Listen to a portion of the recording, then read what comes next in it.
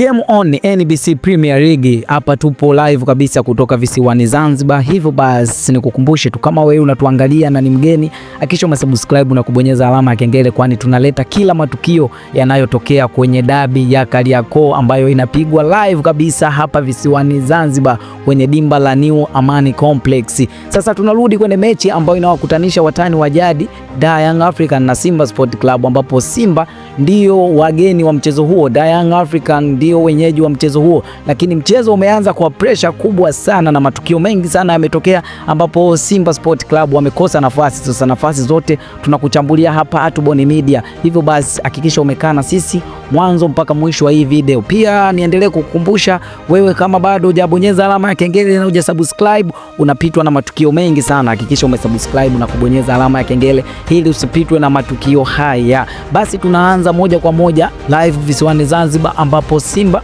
wameanza kwa kasi kabisa, ambapo tunaona Simba wameanza wakipeleka pumzi ya moto kwenye lango la Young African. Tunaanza kuona pasi nzuri ambayo imepigwa na Clatous Chota Chama, ambayo imeenda kwa Ino Sospin Loemba, anashindwa kuikwamisha mpira ule wavuni, ambapo Diala anaweka salama Young African na bado game on, lakini ni matokeo ni bila kwa bila. Je, nini kitatokea? Yote ni dakika 90, lakini tunaona nafasi nyingine ambayo anakosa Oula, ambaye anajaribu kukevu kuitafuta far post, lakini yote anashindikana na Diala anaonesha bado umwamba. Lakini mechi ni 90% kwa Simba Sport Club, lakini 10% kwa Young African, kwani Simba ndio wanaongoza kwa possession, wanaposesi mpira, wanapiga pasi, lakini wanafika golini kwa Young African, ambacho kitu ni kigumu kwa Young African kulikaribia goli la Simba Sport Club.